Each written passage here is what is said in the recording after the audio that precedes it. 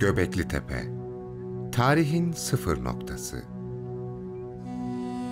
21. yüzyılın en önemli arkeolojik keşfi hiç şüphesiz Göbekli Tepe'dir. Her şeyden önce 12.000 yıl öncesine dayanır. Bir başka deyişle piramitlerden 8.000 yıl ve Stonehenge'den 7.000 yıl daha eskidir.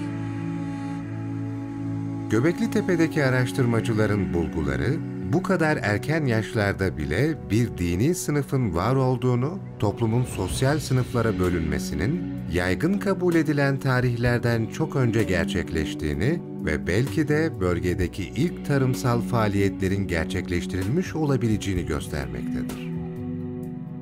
Tarihte yeni sayfalar açılmasına neden olan ve yüzlerce yıldır kabul edilen bazı bilgilerin değiştirilmesini gerekli kılan Göbekli Tepe'nin keşif tarihi 1963 yılına gitse de ilk kazılar 1995 yılında başlamıştır. Bir yerleşim alanı olarak kullanılmayan, yalnızca dinsel amaçlara hizmet eden bu yerde birden çok tapınak bulunur. Bu yönüyle de yalnızca dünyanın en eski değil, aynı zamanda en büyük tapınma merkezi olarak kabul edilir. Tüm bu bölgenin Neolitik çağın inanç ve hac merkezi olduğunu akla getiren ve günümüze kadar 6 tanesi gün yüzüne çıkarılsa da toplam sayılarının 20'yi bulduğu jeomanyetik ölçümlerle belirlenen anıtsal yapıların biçimleri birbirine benziyor. Boyları 6 metreyi bulan T biçimli sütunlar üzerine işlenmiş, Neolitik çağda taşa kazınan en eski resimler olan ve bazıları 3 boyutlu olarak yapılmış hayvan tasvirleri atalarımızın sanatsal yeteneğini de gösteriyor.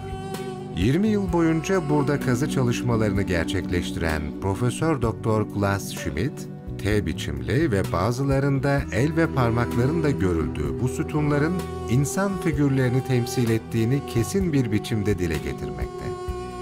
Göbekli Tepe pek çok yeni bilginin açığa çıkmasını sağlasa da buluntularla ilgili hala çözülemeyen sorular bilim adamlarının kafasını kurcalamaya devam ediyor.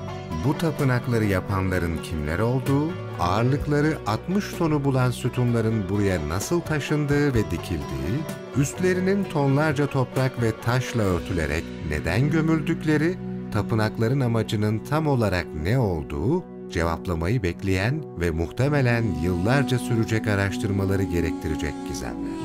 Kesin olan tek şey, tüm bu araştırmaların insanlık tarihine katkı yapmaya ve şimdiye kadar yazılanları tamamen değiştirmeye devam edeceği.